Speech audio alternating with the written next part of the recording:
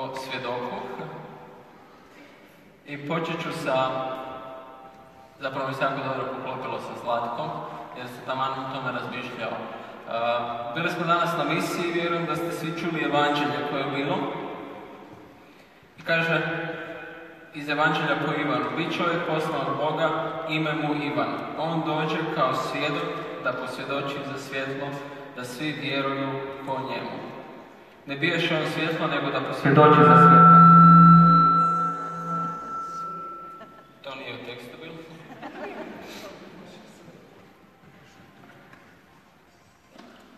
I onda kaže, a evo svjedočanstva Ivanova. I onda su poslali Židovi ljude da pitaju tko je on. Ali ono što je zanimljivo to da se naziva Ivana svjedokom koji je došao da posvjedoči za svjetlo. Razmišljajući o ovom Božiću,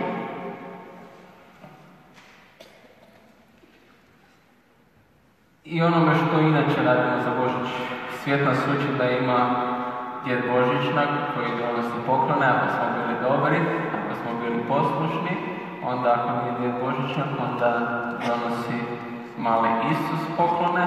A uglavnom u ovom vremenu sjećamo se naših potreba, sjećamo se potrebiti, imamo svoje molitve i stvari koje želimo za ovaj Božić.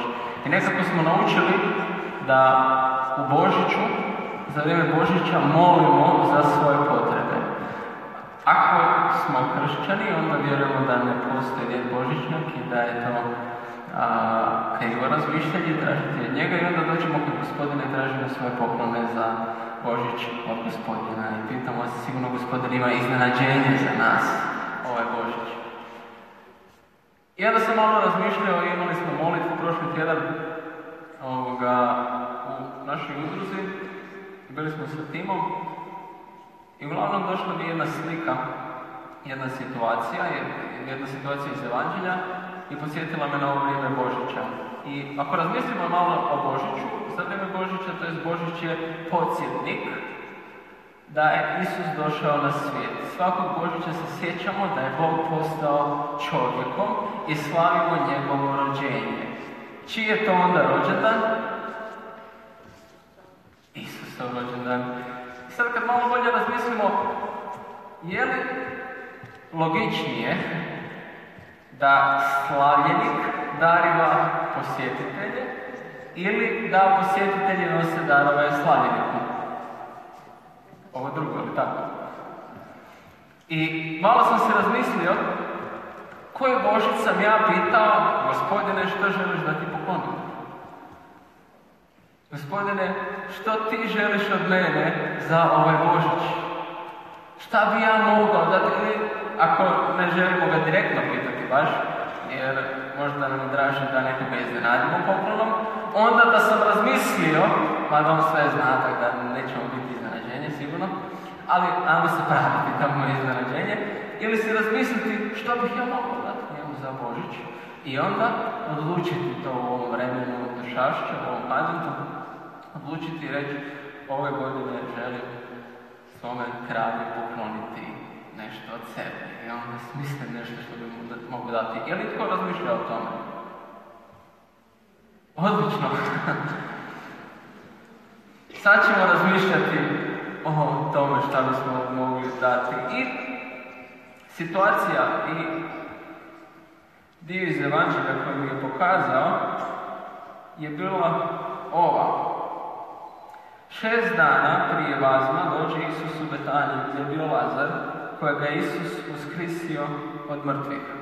Ondje mu prirediše večeru, Marta je posluživala, naravno, a Lazar je bio jedan od onih što su sjedili s njim za stolom. Tada Marija uzela litru pravog i dragocjenog nardovog ulja, pomaza Isusove noge i obrisa ih svom kosom. Miris ulja napuni svu kuću. Onda je jedan od njegovih učenika, Juda Iškariotski, koji ga je kanio izdati, reče: zašto se ovo ulje nije prodalo za 300 denara i utržak dao siromasima? I možemo si misliti: bravo Juda! Juda misli dobru stvar. 300 denara, znate koliko je 300 denara? To je 300 dnevnica, 300 dnevnica. Ako izračunamo danas nekakav prosjek, mada je to daleko od onog realnog, mnogi raduju za manje, ali recimo 170 kuna bi ispao prosjek dnevnice, to ispadne oko 40.000 kuna, mislim možda malo više, ali uglavnom ajmo reći između 40 i 60.000 kuna je Marija prosula Isusu pod noge, znači našu godišnju plaću. I onda kaže, što je to toliko novca? Zašto? Zato da namaže noge Isusu i obriše svom kosom. I šta je Isus na to rekao? Mariju, šta radiš? 300 denara, mogu da, stvarno imaju pravo, mogli smo to dati siromasima. Ali tako? To bi zvučalo ponizno, to bi bilo dobro, ali priča ne ide tako dalje. A to ne reče što mu je bilo stalo do siromaha, nego što je bio tat, držao je kesu i potkradao je ono što je u nju stavljao. Isus odrati pustije, neka obavi to da za dan moga ukopa. Siromahe imate svagda sa sobom, a mene nemate svagda. Jako bezobrazno od Isusa. Upravo je rekao, nema veze neke prosula 300 denara, siromahe ćete uvijek imati. Iz ovog govora možemo shvatiti Isusa boli briga za siromahe. Njega to ne zanimali su ga i oni su davali, a budući da su imali kesu, to znači da Isus je davao i da su skupljali novac. A imali su dosta kad je Juda uspio krasti sve to vrijeme, vjerujem da Isus dao, ali očito ga nije zaustavio ga poslije do kraja. Dalje ono što se događa sa Judom je to da kasnije on odlazi kod farizeja i traži za koliko bi mu platili da ga cinka. Ali ova je situacija jako važna. Pokazalo mi je to zato što nam postavlja pitanje šta sam ja spreman vrijedno prosuti njemu pod noge ove godine, na početku iduće. Što sam ja spreman u svome životu dati, razbiti pod njegovim nogama nešto jako vrijedno. Ova nadlapanost je bila jako vrijedna, ne znamo koliko vrijedna. Što je to što ja imam i želim mu dati? I on se raduje tome. Ne zato što će se on zaustaviti na tome i neće on dati više, nego da će još više, ali što mu ja želim dati, što mu mogu dati? I jesam li uopće ja spreman darivati ili ja čekam svoju korist u svemu ovome? Isus kaže, siromahi ćete uvijek imati. Mene nemate uvijek. Uvijek će biti nešto važnije zašto bi trebali dati. Uvijek će biti važniji problem zašto se ne bi trebali posvetiti Isusu. Uvijek će biti nešto važnije zašto ne bismo trebali čitati sad Bibliju. Uvijek će biti nešto hitnije od onoga zašto ne bismo sad trebali moliti. Zašto ne bismo sad trebali posvetiti vrijeme Isusu ili bilo šta dati. Ili dati malo više novaca u crkvu. Ili dati malo više novaca za evangelizaciju. Kada te pitaju možemo li vi dati novci za različite udruge koje djeluju za potrebite i sve ostale stvari. Stvarno su različite, ali razmišljam si, pa dobro, za te možda udruge će dati nevjernik, ali hoće li nevjernik dati za širenje Božeg kraljevstva? Neće. Zašto smo onda mi pozvani dati? Zato što mi slušamo to, zato što mi imamo koristi od toga, zato što mi jedini to možemo prepoznati. Nevjernik neće. Za različite stvari će dati svatko. Ali hoće li dati za širenje Božje kraljevstva svatko? Ili ni nama to nije pretjerano važno, pa nećemo dati? Ili što ćemo dati na kraju njemu? Zašto sam počeo Ivanu Krstitelju, ako ga ne spominjem sada ću doći na njega, vidim da ste nestrpljivi. Sigurno vas zanima što želim reći Ivanu Krstitelju. Ivan Krstitelj, idemo na Evanđelje po Mateju, 11. poglavlje, i događa se njegovi posljednji dani od Ivana Krstitelja. Kaže, kad je Ivan u tamnici čuo Kristovu djelovanju, posla dvojicu svojih učenika da ga upitaju, jesi li ti onaj koji treba doći ili da drugoga čekamo? Tko je bio Ivan Krstitelj? Nastavit ću dalje, prolazit ćemo kroz ovaj tekst dio po dio. Tko je bio Ivan Krstitelj? Bio je rođak Isusov, jer je Marija išla svojoj rođakinji Elizabeti, koja je njegova majka. I sad, zanimljiva situacija, Ivan čuje za Isusovo djelovanje i šalje svoje učenike da pitaju je li to one koji treba doći da čekamo. Ivan, koji ga je prepoznao u utrobi, Ivan koji ga je krstio i pokazao na njega, zašto on postavlja to pitanje? Ivan je bio mladić. Da, mladić imao je 30 i nešto godina ovdje, pred kraj svoga života, sjedio u tamnici, živio je radikalnim životom, živio je u pustinji, bio je obučen u devini dlaku, ne kažem da vi trebate biti, niti ću ja biti obučen u devinu dlaku, jeo med i skakavce, proučavao je Sveto pismo, postio je i živio u malim skupinama. Oni su se zvali Eseni, oni su bili jako radikalni, bili su pustinjaci, kao neka preteča monaštva. Uglavnom, bili su radikalni i čekali su Mesiju. Sigurno su iščitavali, znali napamet Izajine tekstove i čekali pravoga Mesiju. I Ivan sjedi u tamnici zbog koga? Jer bio nešto kriv? Nije bio ništa kriv. Zašto je završio u tamnici? Zato što je govorio nešto loše? Nije, istinu je govorio. Završio u tamnici zbog hira neke tineđerke koja je odlučila zaželjeti i poželjeti njegovu glavu od Heroda. I dobila je to. Budući da on obećao pred svojim činovnicima i ljudima okupljenima na njegovoj zapravi, obećao je toj djevojci što god traži od njega dobit će, pa makar bilo je pola kraljevstva, ona je tražila, to jest njezina mama je tražila glavu od Heroda, od Ivana Krstitelja, i on je rekao može, iako ga je volio. I uglavnom, u toj situaciji vidjet ćete da ovu situaciju koja se događa Ivanu Krstitelju možete povezati sa situacijama koje se događaju u zadnje vrijeme u Hrvatskoj i u svijetu s nekim osobama. Nepravedno stoji u zatvoru. Uglavnom, osuđen je na smrt i čeka smrt i on nije imao neku veliku karijeru. Ivan Krstitelj nije učinio nekako veliko čudo, nema zapisa da je činio čudesa. Jeo je med i skakavce, jedino što je možda imao dobar specijalitet ili recept kako spojiti to dvoje. Nije imao puno učenika, ljudi ga nisu sjedili previše, bilo je tih koji su ga slušali, ali kasnije kada je došao Isus, ta masa se usmjerila prema njemu. Ima nekolicinu svojih učenika i razmišlja si kako da te učenike privuče Kristu. I onda je, iako sluša o događanjima, to jest čudesima koje čini Isus, on zna tko je on i zna da je Mesija. Ali ovi učenici koji su iz njega ga očito još nisu prepoznali. I šalje njih i kaže mu, postavite mu pitanje, jesi li ti taj ili treba drugo da čekamo? I onda kada su oni otišli, kaže, Isus im odgovori, idite i javite Ivanu što čujete i vidite. Slijepi vide, hromi hodaju, gubovi se čiste, gluhi čuju, mrtvi ustaju, siromašnima se navješćuje evanđelje. Tekst iz Izaije. I zamislite učenike koji su sa Ivanom čitali te tekstove i znaju da se taj tekst odnosi na Mesiju. Vidjeli su te događaje, to su iščekivali. Zamislite, isto kao što mi sad iščekujemo ponovno Isusov dolazak i da stvarno ponovno dođe, evo sad večeras.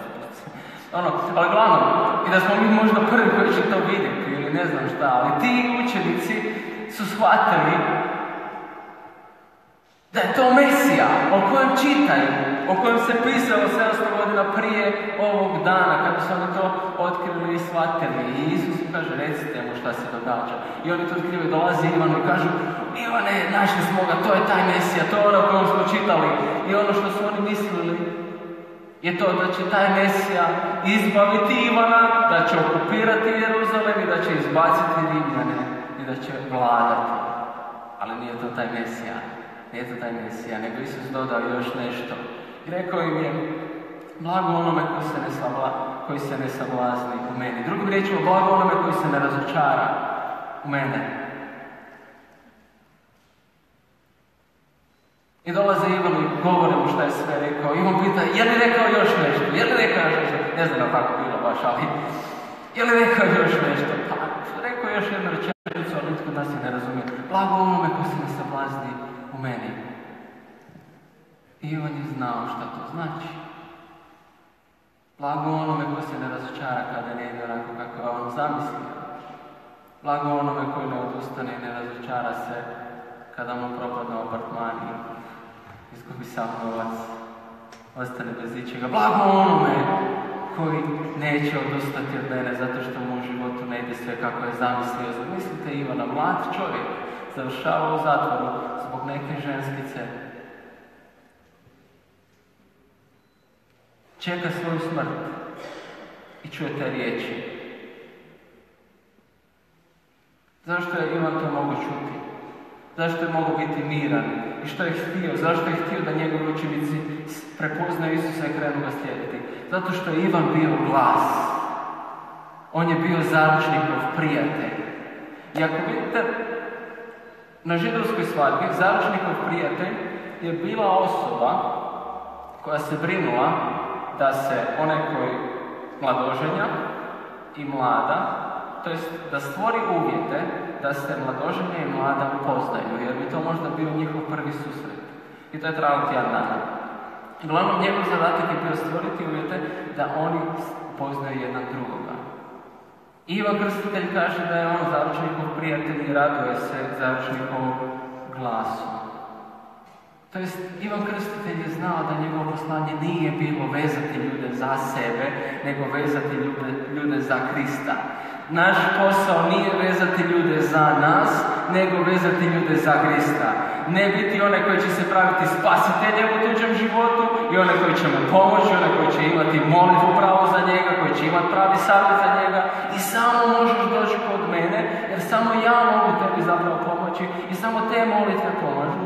Ne, nego ono što mi radimo i koji je naš zadatak ovdje je stvoriti uvjete da se zaručnik Krist poveže sa svojom zaručnicom s vama. To je poslanje crkve, stvoriti uvjete da se zaručnik i zaručnica povežu. To je bio zadatak Ivana Krstitelja i na svojoj smrti povezuje svoje učenike sa zaručnikom. Ne veže ih za sebe.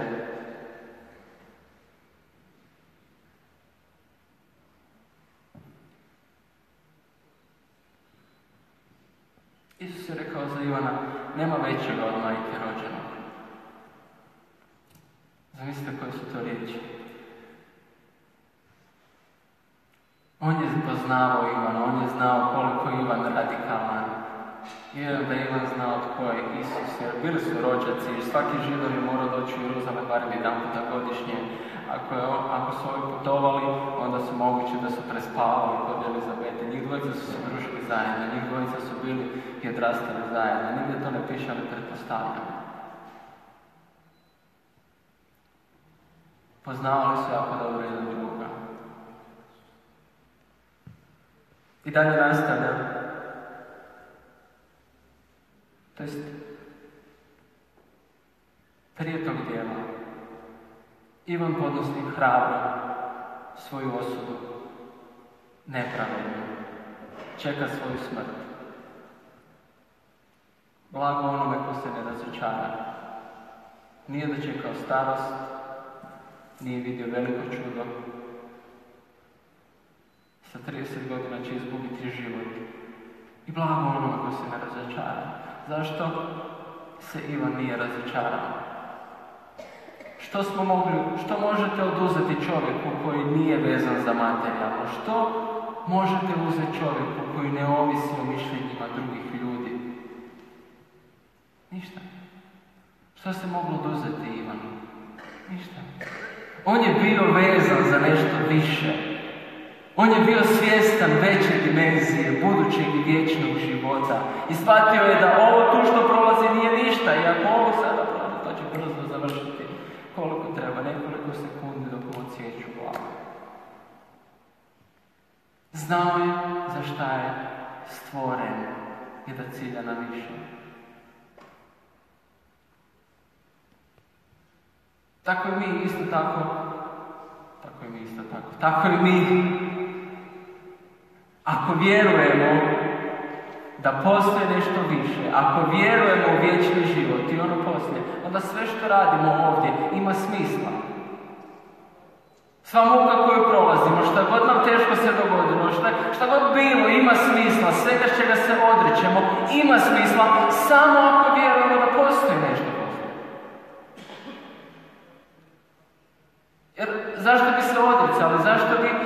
žrtvi nekakvoj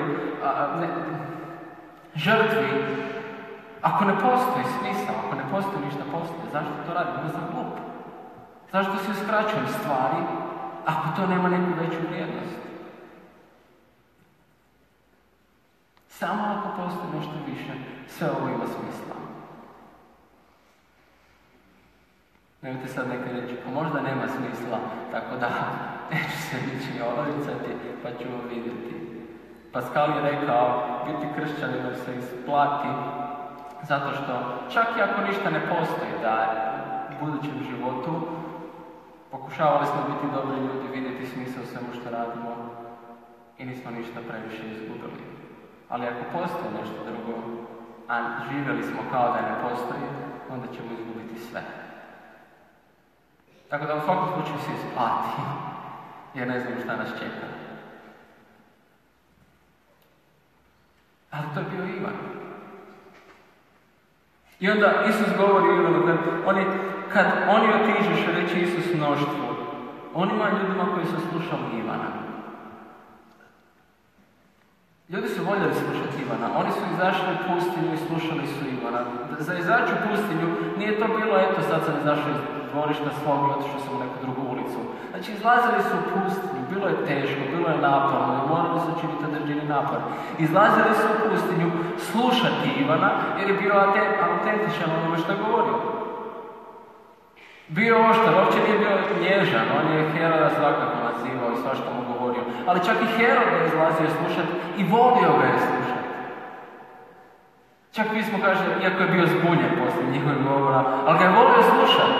Zašto? Zato što je Ivan bio svjetlo i privlačio ljude. Ivan je mogao završiti kao Herodov propovjednik, mogao je biti na njegovom dvoru, mogao je biti u nekim haljinama, mogao je biti dobro obučen i mogao je reći Bog me blagoslovio. Samo da je malo smanjio kriterije, samo da je učinio mali kompromis, mogao je dobro proći. Samo da nije osuđivao Heroda što ima tuđu ženu. Samo da je malo smanjio očekivanja, mogao je dobro živjeti. Ali nije. I zbog toga se nalazi u tamnici. Zato što je govorio i svjedočio za istinu. I onda Isus kaže njemu, kad otiđeš, neće Isus mnoštvu naroda Ivanu, što ste izišli u pustinju, zar da vidite trsku koju ljulja vjetar? Ivan nije bio trska koju ljulja vjetar. Ivan nije bio osoba koja je njegovo mišljenje, njegov stav ovisio o struji, kako da se prikloni tamo gdje trenutno puše vjetar. Kako bi preživio.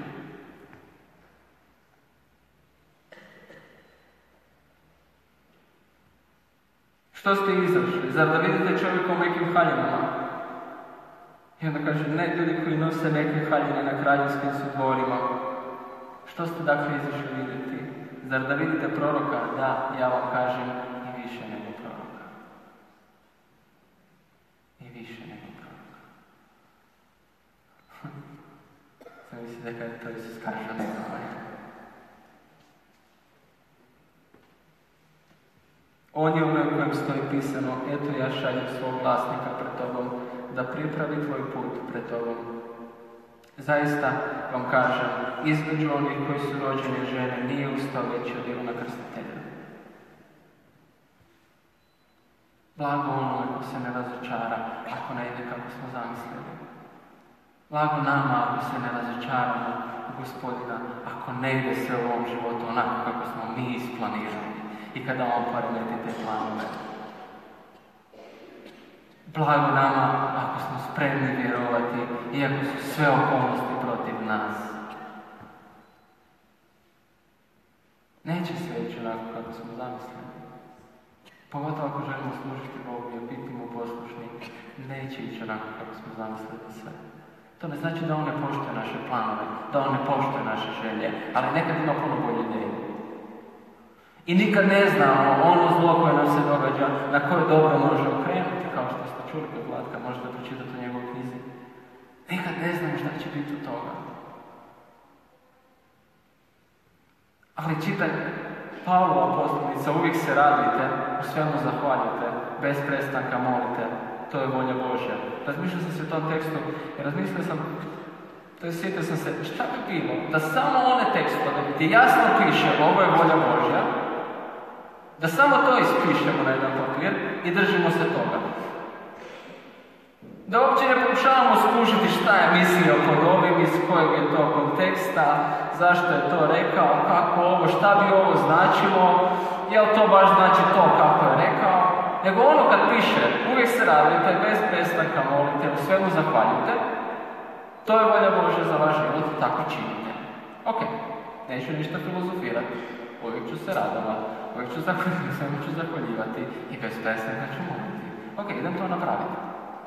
Evo nekad uzeti Bibliju onako kako piše, gledaj, ne znam šta je mislio, ali idem napraviti tako kako piše. To ću tako. Volja Božja da upoznate onoga kojega on poslao i njega. I Boga Oca. I ono reći misle, pogledaj, ok, njegova volja da upoznam onoga kojega on poslao, ok, idem ga upoznati, idem čitati šta njegova riječ kaže o njemu. Samo to.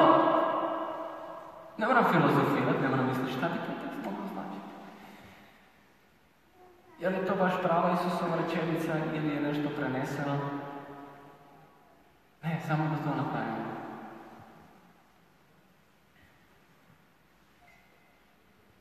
I onda kaže, posle toga, zaista vam kažem, to je ne taj dio, od dana Ivanova Krstitelja do sad trpi nebesko kraljevstvo, silu i silnici ga grabe. Ne oni koji su mlitavi, nego oni koji idu u sili za Božje kraljevstvo. Jer su svi proroci zakon do Ivana prorocali o tom, a oni ako hoćete shvatiti, ili ako i treba doći, koji ima uši neka čuje. I onda govori, s kime da usporedimo ovaj rod?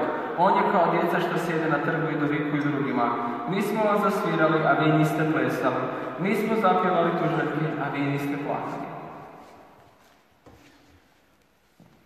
I onda kaže, Ivan je došao, on nije jeo i nije pio. I rekao se, on je odsunut od đavla. Sin čovječi je došao, on jede i pije i kaže se, gle izjavice i pijanice, prijatelja carinika i grešnika. Zaključak. Šta god da smo napravili, nije bilo dobro. Kakav god da je došao, nije on bio dovoljno dobar.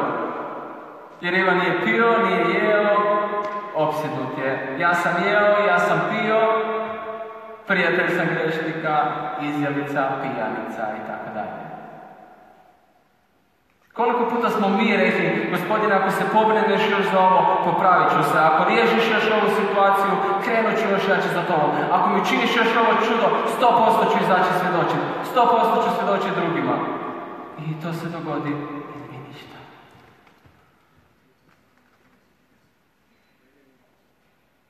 Najbolje mi kad dođu ljudi na molitvu i kažu, imaju problema s nečim i onda prošli tjedan sam molio tak za jednu osobu, imala problema sa žilom i zbog toga ima problema s glavom, sa glavoboljama zbog toga i sad moli za ozdravljenje i sad molimo i kaže ona, a bila sam ja prije na ovakvim susretima, prije ne znam koliko 10 godina i veliku stvar mi je Gospodin učinio, ali sad još uvijek pišem na tome pa ću razmisliti pa ću možda uskoro i posvjedočiti o tome. Stvarno! 10 godina je prošlo, imaš svjedočanstvo i veliku stvar Gospodin koji ti je učinio i ti 10 godina pišeš još to. Još malo kad to posložimo, onda ću možda posvjedočiti. Stvarno. Ajde, Bogu hvala. Super. Ajde razmisli još 5 godina pa ćemo vidjeti. Još kažem, svačam, sad sam opet došla zato što opet imam problema. Ja kažem, ovo kad se ovo dogodi morate svjedočiti. Da, kad sam rekao, a kad pozdravite od ovog sljedeći put morate svjedočiti. Da, hoću. Imam ja jedno svjedočanstvo veliko od prije 10. Di ste bili do sad? Zamislite da Bog čini onako brzo kako mi svjedočimo kada On čini. Bože, stvarno mi je teško, imam ovu bolest. Nema problema, za 10 godina ćemo to riješiti. Ja bi se zadovoljio time, jer bi On morao činiti odmah.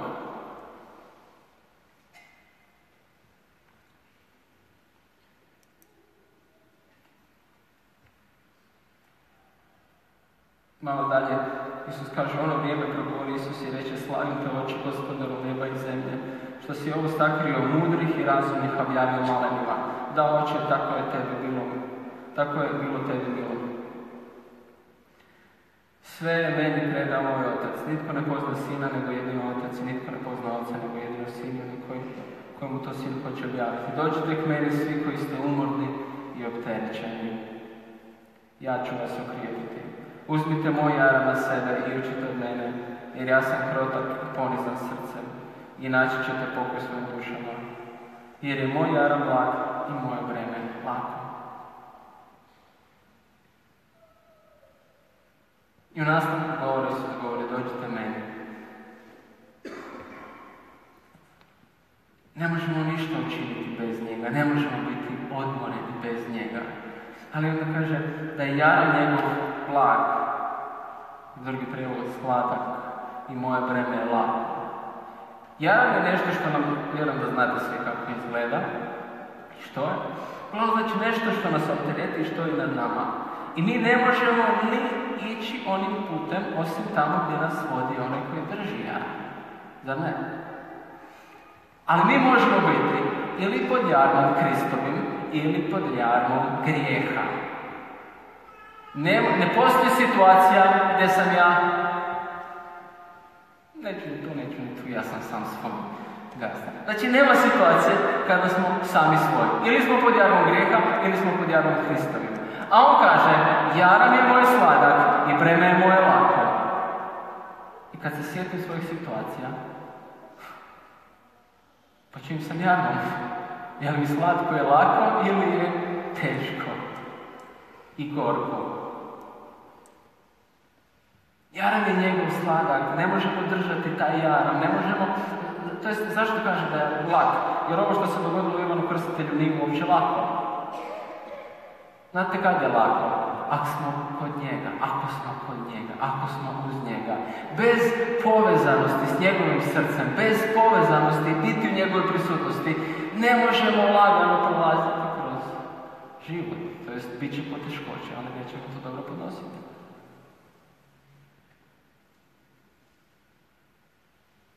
Samo ako smo na trsu, ako smo uz njega, on kaže, bez mene ne možete ništa. Isus nije obećao da ćemo biti bogati, uspješni, slavni u ovome životu. Ono što je on obećao je to da će nam srce biti živo. Da će nam duša živjeti. I biti uz Boga. To je ono što nam je obećao. To je sigurno. Ako molimo za to, ne moramo reći ako je volja tvoja. Jer znamo da je njegova volja. Da nam srce bude živo i uz njegovo. I samo kad nam je srce živo i blizu njegovog srca, onda je jaram sladak i onda je breme lako. Je rekao da je lako zato što to može svatko. Tko god želi, tko god je žedan, neka dođe i neka pije. Tko god želi biti blizu, može doći i ići za njim. Zato je lagano, zato što nema kriterija. Zato što nema kriterija koje dimenzije moramo biti, koje težine moramo biti, koje boje moramo biti, kakve intelektualne sposobnosti imamo. Nema kriterija. Olakšavajuća situacija za mene. Nema kriterija. Samo trebam željeti krenuti za njim. Znate što je teško? Biti pod jednim jarmom i htjeti ići na drugu stranu. Gospodin nas vuče pod tim jarmom, a mi želimo biti na drugoj strani. To je teško. Zato nam je težak. Njegov jaram su njegove zapovjedi. I teško je kad srce ne želimo vršiti to.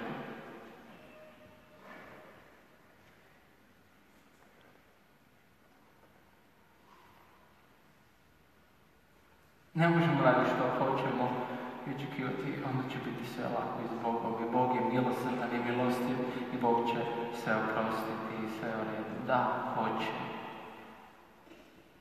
Bog je to Božja milost, može oprati naše grijehe. Ali znate što je milost?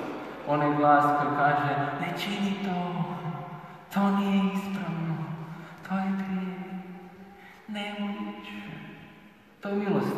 Taj glas Ne idi u to. To je isto tako milost, ne samo oproštenje od grijeha. Ali znate kada čujemo taj glas? Kada ga ne želimo slušati, kada ga ugušimo neprestanim ulaskom u te stvari.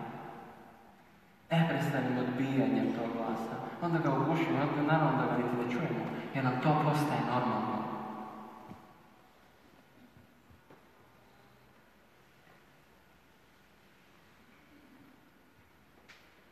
Ivan je došao posvjedočiti za svjetlo. Mi smo na ovome svijetu da posvjedočimo za svjetlo. Neće svatko od nas biti Ivan, neće se svatko od nas obući u tajvinu vlaku, neće biti u pustinji glas koji viče, ali svatko od nas ima svoje poslanje i svatko od nas može služiti Bogu na onaj način na koji ga on poziva. I onda će biti dobar i valjani sluga. Jer smo odradili ono što se traži od nas i onda će nam biti lako. Onda ćemo moći izdržati jer ćemo biti spojeni s njim, zato što će nam srce kucati za iste stvari, zato što znamo što on želi od nas. I budite brzi na tom svjedočenju i kada dolazimo tražiti njega. I razmislimo u ovo malo vremena još do Božića, što mi želimo dati. Koja je to vrijednost od koje ja želim odustati da bi darivao kralju?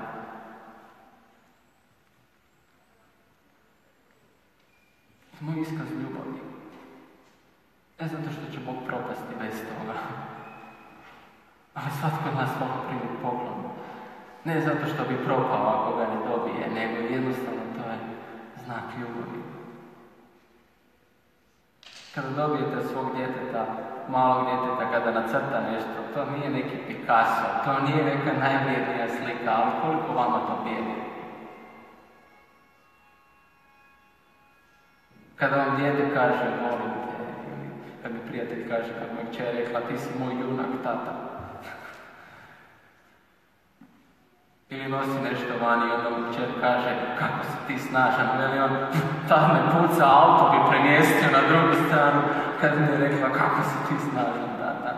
Isto tako, što to nije neka velika stvar, što vi nećete propast ako to niste niti dobili, ali isto i naš odnos prema Bogu, on neće propast ako mu ne damo nešto, ali možete se zamisliti u njegovoj poziciji kako se on osjeća kada mu mi uzvratimo ljubavlju i kada mi kažemo, evo za tebe ću moliti svaki dan, pola sata duže. U ovoj godini te želim bolje upoznati, pročitat ću Novi Zavjet nekoliko puta. Želim biti s tobom. Težak sam na davanju, želim više odgovoriti na poticaj kada mi kažeš daj, odvoji se od toga. To je iskorak i svako od nas to može. To je lagano. Samo moramo se spojiti uz njega. Amen.